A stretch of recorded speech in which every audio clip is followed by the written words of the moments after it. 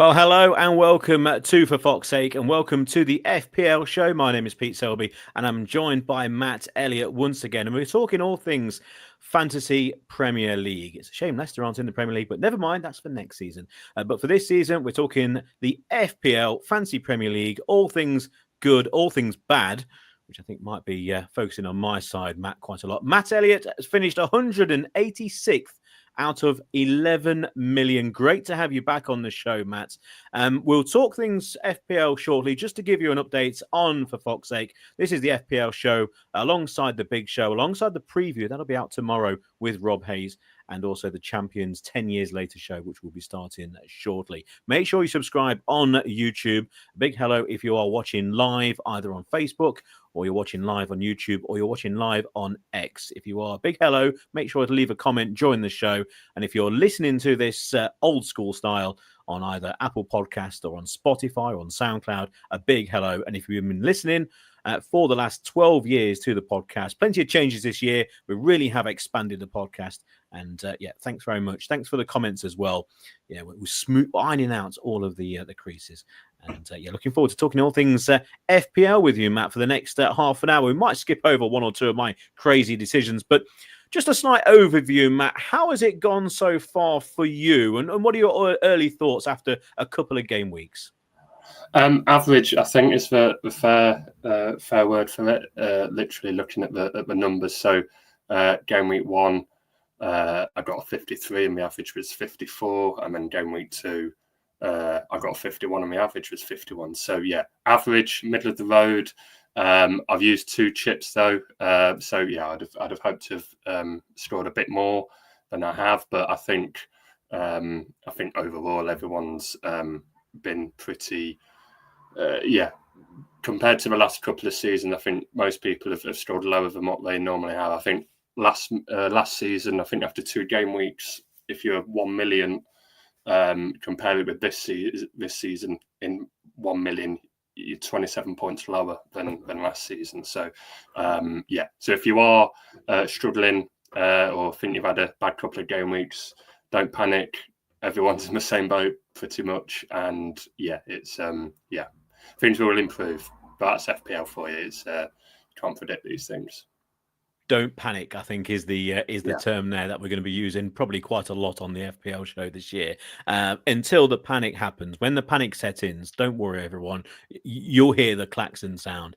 Now, the panic may have set in already with me. Let's just take a look at the winners before we delve into our own sides. Let's just take an overview look at the first couple of weeks and take a look at who have been the best players in certain positions. Let's start off on a bit of a high, really. Now, if you're watching and you've got these players down, you must have been doing okay. We'll start with the goalkeepers. We were talking all things, who are the cheap goalkeepers who maybe have signed and are going to be starting in game week 1. I think Dubravka was the one player that everyone was really keen on. But I think it's the tried and trusted angle so far with the likes of Arsenal with their 2 clean sheets, because Raya, he's towards the top of the points when it comes to the goalkeepers.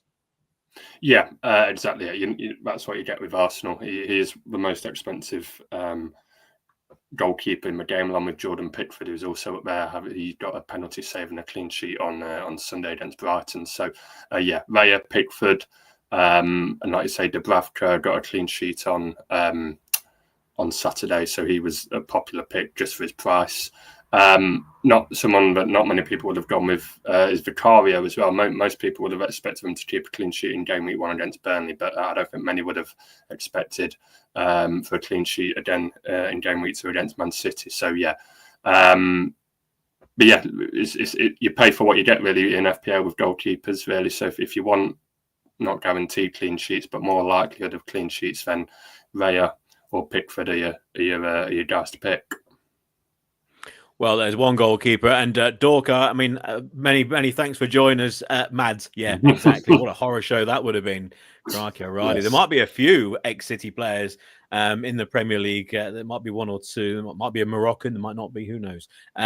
Let's talk defenders. Now, obviously, Arsenal have kept those 2 clean sheets, and it seems that their defence has been the ones who have been scoring the goals as well, or at least with assists as well, because you've got Calafiori, 26 points, Timber, 24. And then away from those, we've got from Sunderland Ballard, who had an unbelievable first game week, 18 points. Saliba there at 15.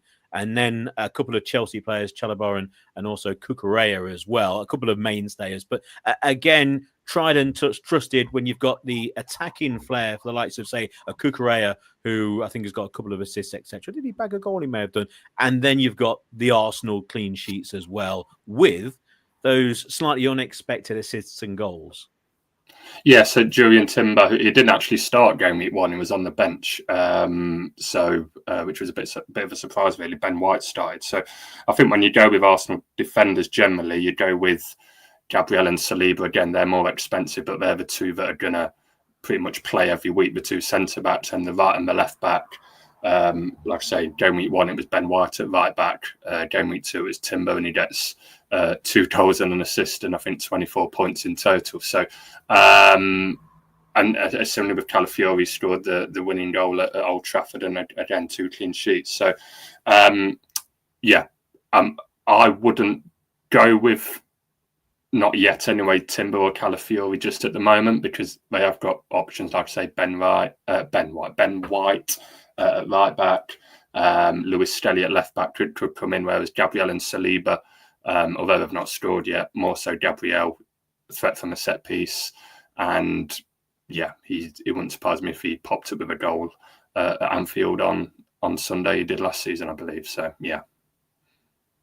So some big points there by the Arsenal defence. We move into midfield. Semenyo, who scored that brace at Anfield on the opening day, 21 points. Cullen had a great game for Burnley last time out in their victory over Sunderland, 18 points. And then you've got Gakpo, 17. I think it's a very interesting player when we go forward, looking at players to maybe add to your side. Brennan Johnson as well, 17 points. Ndoye, 16 for Forest.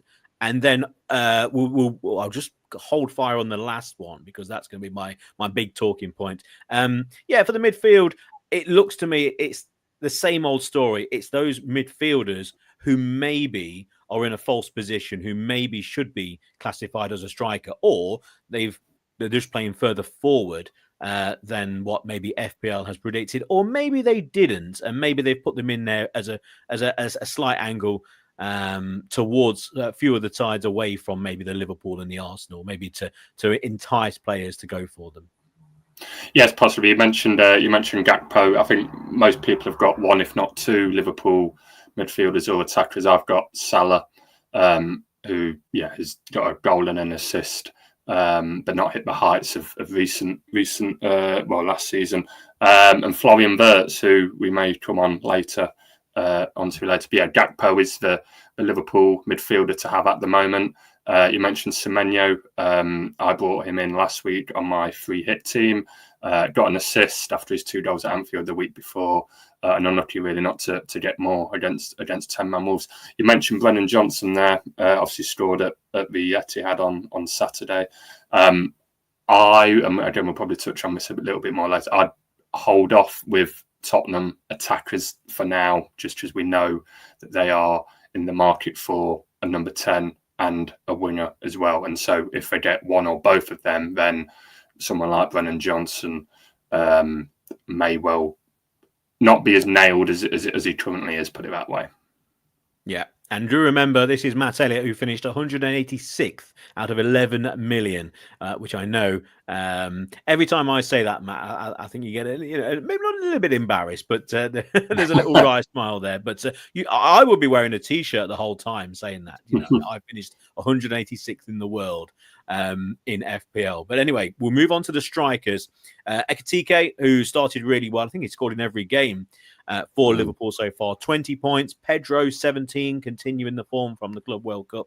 Richarlison, 17, should maybe get more. I think you should get more for style as well. If you score an absolute perler, if it gets in, there should be a panel. Let's call it the perler panel, where you get an extra 5 points if you score. And it has to be a real perler. And I think the overhead kick, I think that really deserves a place there. Haaland at 15, Wood 15. Oh, dear. And then Gyökeres at 13 points. Interesting, because he took that penalty instead of Declan Rice, instead of obviously Saka wasn't on the pitch as well. But yeah, some familiar names up there. I don't think there's too many surprises. No, not really. Yeah, Ekitike is probably the surprise, and I think people have held off buying him because of the whole Isak situation. We don't know what. Well, if Isak comes in, then you'd have thought Ekitike would be the one to make way. So I think people are waiting for deadline day to come and go on the 1st of September. And look, if they've not brought a striker in, then I think Ekitike will suddenly find himself in a lot of FPL sides. You mentioned Richarlison as well, a bit like what I mentioned with Brennan Johnson, really. I think he's one of the top bought players this week. I wouldn't be buying him myself just yet, purely because, well, reasons. Solanke's around, and when Champions League starts, I think there'll be a bit of rotation between him and Solanke. So I think for now, hold off Richarlison. And you mentioned Chris Wood there. I would certainly look at bringing him in this week, given their opponents, West Ham, who we know are susceptible from susceptible everywhere defensively, really, but especially from crosses and corners. And we know that's what Chris Wood thrives on. So yeah, if you've got Chris Wood in your team, I'd seriously contemplate giving him the armband. Well, we'll move on to captain shortly, but yeah. Let's just talk about our own woes and highs, and mainly woes. Now, if you listen to the first FPL show, we were all the rage for bench boosting in game week 1. We've got our teams put on the screen, and word of warning, everybody. I'm in my 40s here, and the software, it's all a little bit new. So I'm going to bring up the team. It's going to go slap bang in the middle of the screen. So stand by for the glory that's going to appear. But there was your first game week team. Now we can't see the bench boost, unfortunately, because of the ticker along the bottom. But how did you? In fact, I can hide that ticker. There we go. So how did you fare in game week 1? 53, as you can see, it's just below average. Yeah, not amazing. I mean, my bench boost, if you just look at the bench boost itself, I got 12 points, which for a bench boost isn't too bad. But yeah, I mean, Conser, who got sent off actually that week as well, remarkably got 3 points, and he ends up being my 5th highest point scorer. So yeah, that says a lot about how that went. I think a lot of people targeted West Ham defence because they were playing Sunderland, and we thought West Ham clean sheet there looks likely. Obviously, we know how wrong we were with 2 games past. Munoz got a clean sheet, so in that game, Salah popped up in the last minute with a goal to pretty much save my game week, and Jorginho got an assist, and and the Leeds keeper got a clean sheet on my Monday night game. But that is literally it. So yeah, average. Yeah, average, bang average. Bang average. But on the FPL show, we're going to be generally looking forward, because I think as we go through the weeks, I think if you start talking about weeks gone by, maybe in 2 or 3 weeks gone by, because we're going to try and do this fairly often, maybe every week, maybe every other week. Again, we'll bombard you with FPL talk, but I think it's more looking forward, because people are now looking forward to the next game week. So we'll just take a look at what we're looking at so far. We'll take a look at the table first, and the table is the for fantasy. For Fox 8 Podcast Fantasy Football League, or the FPL League. I still call it Fantasy Football because I am in the 90s all the time. And then you can see 148 points, Batman and Ruben, Zaid Musa. So if you heard me do the top 10, by the way, over the years, and these are the names that I would have to read off without looking at them first, because that would be boring if I have. And a point clear of Glenfarclas FC for David Granger. Ross Coons with that Samare. He should have minus points for having Samari in his name, surely. 146, 82 points on the game week. Fantastic. Blue and White Army, Sam Smith. You got Ramon Jersey Hub. Also, YBNL for Santario Senna, 132 points. Foxes NZ, Tony Johns, Ash Taylor with LMC United, and then Uno Tactico for Uno Sul. Now, just to let you know, just off the page, there is a certain Jono Towers who it didn't fit on. It didn't fit on, Jono. That's not me cutting you off. That's not. But that's just a quick look at the FPL League, and you can see running along the bottom of the screen the code if you want to join for Fox 8 Fantasy Football League. Okay, let's look forward. Who has surprised you so far? Who are the diamond selections around about the £4 to £4.5 million mark if they're a defender, midfielders, maybe the £5 to £5.5 million, and then centre forwards as well? I think with the forwards, it's more a case of who's actually vital because they've got some good fixtures. But let's pick the brains of 186 out of 11 million. Matt Elliott, going forward, who are the diamonds that you're looking out for and that viewers too for Fox's sake and listeners too for Fox's sake should look out for? I think you see a lot of value in midfield. So I mentioned in my last podcast, the end, Josh King playing for Fulham, 4.5 million. He started the first 2 games as a number 10. Again, we're expecting Fulham to do business in the last few days, so that could change. But 4.5 could have won a penalty in the game at Brighton as well. So if you need an 8th attacker and you need to free up money and you want someone that looks like it's going to start, then Josh King I would go again. I would go certainly look at. But I'm going to mention another Fulham player, which striker. He scored both games, one in the wrong net, in his own net on Sunday, an own goal. But Muniz, the striker, only 5.5 million, which I think is great value. There's been a lot of talk that he might go to Atalanta. That talk seems to have died down, and it looks like he might be staying. So if you look at their next couple of fixtures, they played Chelsea away this weekend, but game weeks 4 and 5, Leeds at home, Brentford at home, they look like 2 really good games for him to capitalise.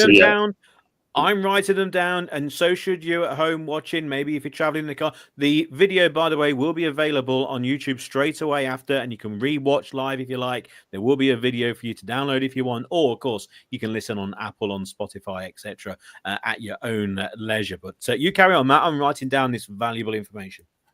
So like I say, midfielders, I think, is mainly where the value is this season. So Reinders, I think it's 5.7 million, was at 5.5. He obviously scored twice against Wolves, I believe, on the opening weekend. He played a little bit deeper in the game against Tottenham, but so I think Reinders will play a lot for City. Just where Pep plays him might depend on how well he does. So if he plays a little bit deeper, then maybe not. But you saw him in the game against Wolves. He was getting in the box, and the goal he scored for his first goal was brilliant. So 5.5 it was at the start of the season. He's gone up 0.2 million. He may be going up again.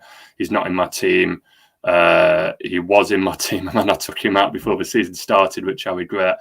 Was in my free hit team, which I did last week, but didn't do anything. So yeah, Reinders is certainly one to look at. Elliot Anderson at Forest. I hate to promote a Forest player, but yeah, one to look at. 5.5 million. They've got some good fixtures. You know. Yeah.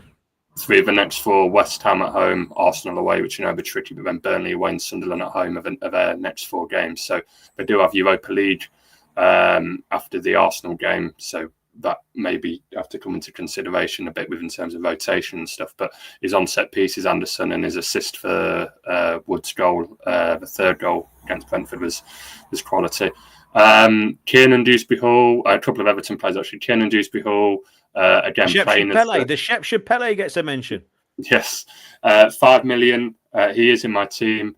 On set pieces, it appears. It certainly was against Leeds anyway. Playing in the number 10. We know, however, that they're looking to do business. I think they've just bought Tyler Dibling. So what that means for KDH, maybe that means he plays a little bit deeper, and it might be a 3B armour striker, and with Grealish on the right, Grealish on the left, Dibling on the right, and then Dye as the number 10, which might mean KDH plays a little bit deeper. But the other one is Jack Grealish, so 6.5 million. Obviously came off the bench against Leeds, but 2 assists against Brighton. 6.5. I think that is potentially a very, very good acquisition. I think you've got to watch Jack really to see how he gets on really, but and it'll be interesting to see where he plays. He could also play Matt number 10 position. I think his best place is on the left. But yeah, I think Everton have got some nice-ish fixtures, not amazing, but obviously they may go on a bit of a run at home as well. So yeah, they're my sort of attacking options, sort of if you want to look for some bargains. Yeah, I think James Duffy agrees with you. Keenan Jusby Hall and Jack Grealish, they work really well together. Keenan, we know, tends to move out towards the left-hand side. He's got the legs that Jack maybe had in the past, and Jack can stand there and just lay the ball off like he did for Gardner's goal. I think it really does work out quite well for Everton, and I'm a huge Tyler Dibling fan. Again, commentator for Southampton, so I've seen an awful lot of Tyler Dibling. I've probably seen every game he's played. Yeah, he was in my FPL team last season for a period. Actually, it was it didn't do a lot though, but that's not a sat on him. It just just the team he was in, but yeah, I looked forward to seeing him play. Yeah, really, really good, and I think he's going to be a fabulous signing for them. A couple of players I want to ask about. I was really impressed, and we mentioned about Forest. Obviously, Chris Wood scored the goals on the first game of the season, and Doy as well with a wonderful through ball and assist for after scoring on the opening day, but at Crystal Palace. He looks a real player, and he's in my side actually, along with Wood. And then I think it all revolves around that midfield, because there's one player in particular, and I'm absolutely kicking myself because I do have a bit of an inside line to Brentford. And Dango, we're going to call him Dango, Utara, signed for an awful lot of money from Bournemouth. And the rumour was he's going to play straight up front, but it looks like Thiago's going to be mainly in the centre, more of a sizable striker, and then have the players running off him. And he scored. I didn't expect him to play. He was my hidden selection for this week. He was going to be my transfer in this week.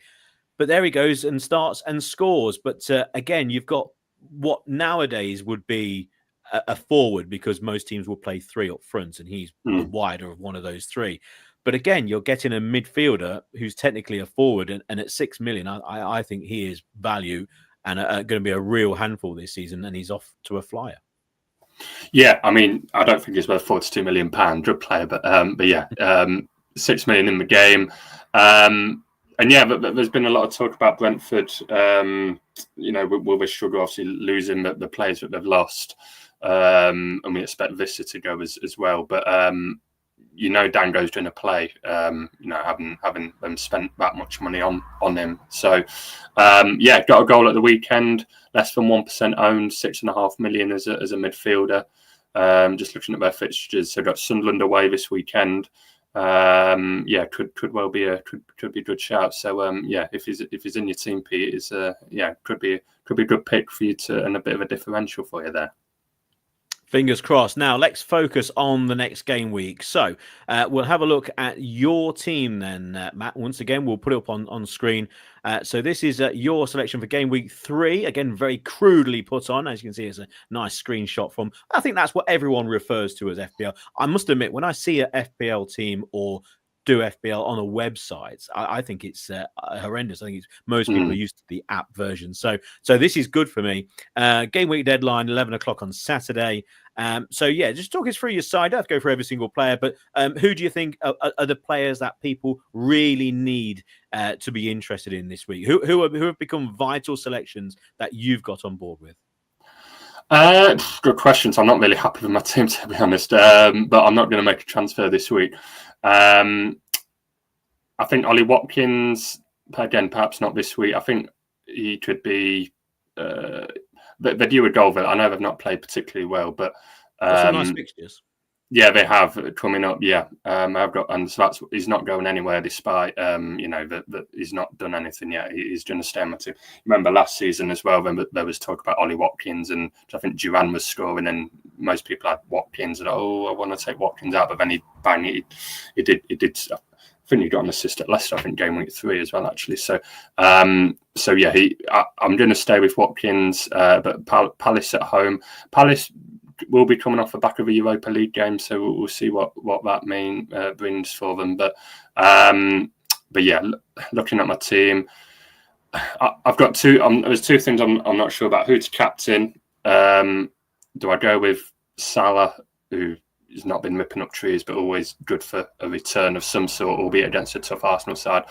Or Cunha, who has been Man United's best player, I think, was certainly attacking-wise this season. But they're not look really like scoring apart from the first 10 minutes against Fulham. So, but on the other side, Cunha does. There's more points potential for Cunha there at home to Burnley than I think there is for Salah against Arsenal. So, so that's my team. Maybe Jorginho in for Dewsbury Hall, but Jorginho's got a flag against him at the moment. So I'll probably stick with that. And then the other thing I just need to decide is who to put in goal, whether it be the Leeds keeper at home to Newcastle or the Brighton keeper at home to Man City. Again, not amazing fixtures, but I'm not going to make a transfer this week. I'm going to roll. So I have 2 for game week 4, and then we've got the obviously the international break, the transfer window's closed. I think there's a lot more information, and we'll know a lot more by that point.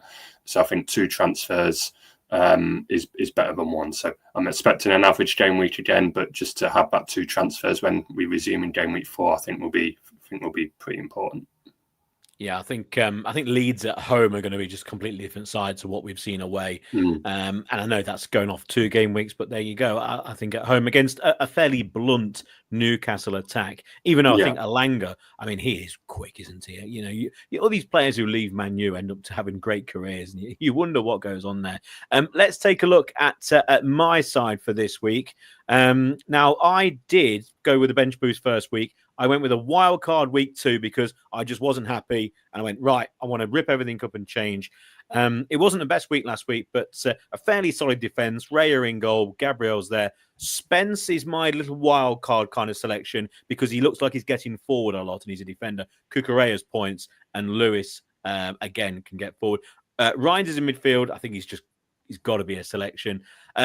Ramsey is the wild card pick, really, because I think he might start now for Newcastle. So Jacob Ramsey's in. And Ndoye's there for Forest. I've gone Wood as captain at home against West Ham. I might change that to Ndoye. I'm not too sure.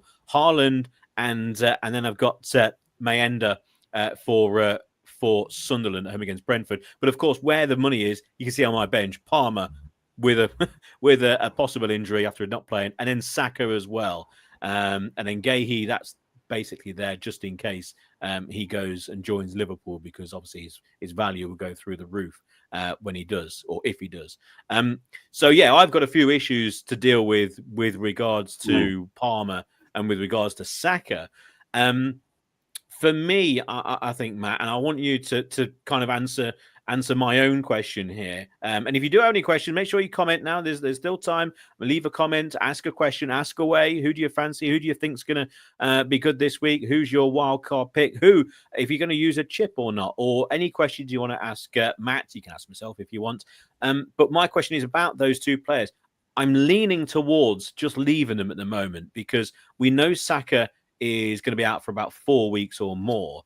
But I think maybe I can just keep him on the bench for a while because I don't see a player to come in at a similar valuation mark. And there was one thing with that side, I don't know whether you picked up on it, there was no Liverpool players.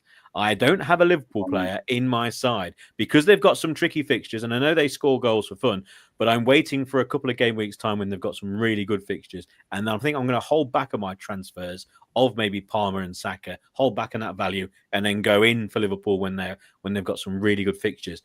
Does that sound sensible, or am I completely insane? No, it does sound sensible. I mean, we know Saka's out for this week. International, but I think he may be back for game week 4. I don't think we've heard anything about Palmer yet, have we? I've not heard anything anyway. But so there's a possibility. Was it a Notting Hill Carnival? He was, yeah. So and he survived that. So yeah, who knows? So we'll see with that. But Fulham at home. But yeah.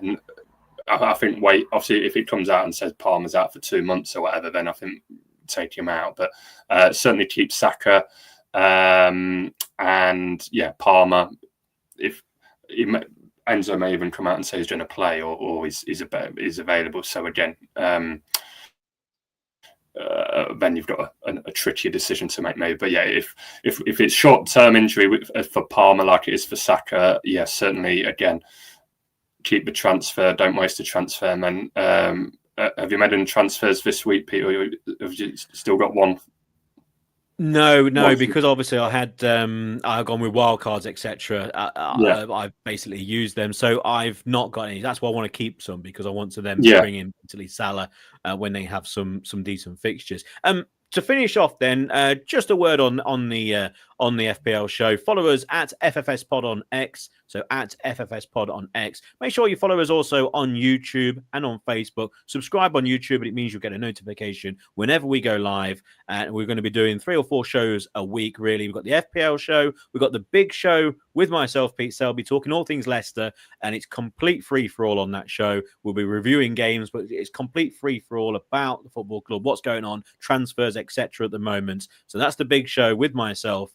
And then we've also got the preview with Rob Hayes. So me and Rob have been doing this podcast for 12 years, and Rob's doing the preview show. I might be on the preview show every now and again. Who knows? And of course, guess what the preview show is? It's previewing the next game. So he'll be along tomorrow evening around about 8:30. And he'll be previewing the Birmingham game. And again, you can listen to us on Apple. You can listen to us on Spotify and SoundCloud. But of course, you can watch us live as well. And again, this video will be uploaded to YouTube, so if you want to watch later on, you can do, because we're talking all things FPL on the FPL show. And, of course, the game week starts on Saturday, and it's an 11 o'clock start, I believe, Matt. And to finish off with on the FPL show, what would you say to someone, and I was asked this question, and this question was posted by a lad in the studio where I work with regards to horse racing, etc. And his question was, can you ask Matt Elliott, 186th out of 11 million in the world, if you're not happy with your side, and it doesn't necessarily mean that you've are miles behind in your own league or in the For Fox's Sake league, but you're just not quite happy, is it okay to press the button now and to wildcard? Because it seems to many people it's really early. Now, I know what the answer is for me because I've already done it. But what would you advise someone who's just looking at their side and going, do you know, I've missed out on Dango. I want Ndoye. I've not got Calafiori. My goalkeeper's not playing. What would you say to that player? Would you say use your chip now? I'd say be patient. It's obviously team dependent. And look, if your team's got, 3, 4, 5 doubts, suspensions, injuries, and we know there's a lot flying around with Saka, Gordon, Nori, Palmer. So that isn't unfeasible that players have got those 4 players, in which case, yeah, by all means, wildcard. But if you can get an 11 out this week with a spare player on the bench, I would honestly say roll the transfer. We need information, really. So the transfer window's going to shut on Monday. The international break's going to come and go. Players, how many times do we hear that players come back with a knock or something after an international break, for example? So I think wait, don't panic is the key message, which we said at the start. Don't panic, and as long as you can get an 11 out this week, I think there's more value in rolling a transfer and having 2, maybe even 3 if you've not used one yet, and then you can use it as a sort of a mini wild card. Because look, you pick the players you picked for a reason a few weeks ago, and they're not suddenly bad players. So as long as you did a little bit of planning and looked ahead, I wouldn't panic just yet. Well, you're talking to someone who's used 2 chips already, so that's completely the so have I. No. This is true to form. Don't worry about that. It's I'm not going too bad at the moment, but yeah, I think I've pressed the panic button already. But that's why we need your expert advice. Make sure you do comment on the show. You can do after we've finished live here, and do make sure if you do play FPL, and tell your mate, say there is the FPL show I listen to on For Fox's Sake. You don't have to be a Leicester fan, of course, to listen to For Fox's Sake. It kind of helps, but with the FPL show, of course, it's regarding fancy Premier League, and fingers crossed Leicester will be there next year. And we can talk all things which Leicester players have in your side. But for now, thank you very much, Matt Elliott, 186th out of 11 million in the world. I'm going to get a T-shirt. If you don't want to wear one, I'm going to get the T-shirt. That's on. Many thanks for everybody watching live. If you're listening, many thanks for listening. And if you're watching back to the recording, good luck for game week 3.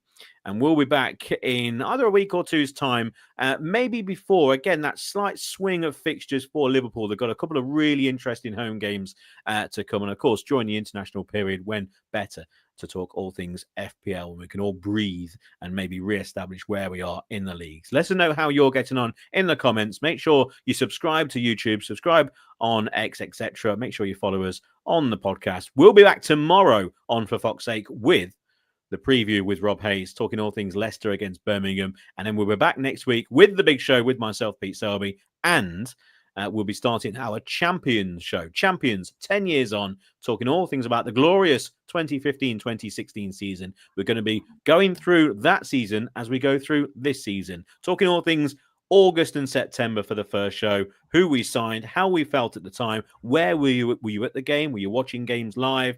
And of course, as we go through the season, all the stories will come out. We want to hear your stories as well on that Champions season. So that's going to be a really good show. Looking forward to that. I think we may need a little bit longer than the 35 minutes that we've been talking about FPL. So many thanks to you, Matt. We'll be talking again on the FPL show. Good luck in game week 3, Matt. We've not got too many players who are similar, so don't go too well, because obviously I want the players for me. We're going to work out who's captain. Have you worked out who's your captain yet? Which side are you falling on? Not yet. It was on Cunha, then I've changed it to Salah. I'm tempted to move it back to Cunha, but I've got it wrong both weeks. Well, last week I got it wrong. I captained Haaland instead of Gyökeres. Should have been Gyökeres, but with Haaland. So yeah, whoever I go with, it'll be the other one that will do well. So yeah. Well, good luck with that. I'm debating between Ndoye and Wood at Forest, so I know it's hard for me to say. I think Wood's the safety choice, but I think I might go with Ndoye. A little bit of a curveball. I'm really impressed with him. Anyway, good luck, everybody, and make sure you are subscribed, and we'll see you tomorrow with the preview with Rob Hayes. But for now, good luck on this game week 3, and that's it from the FPL show.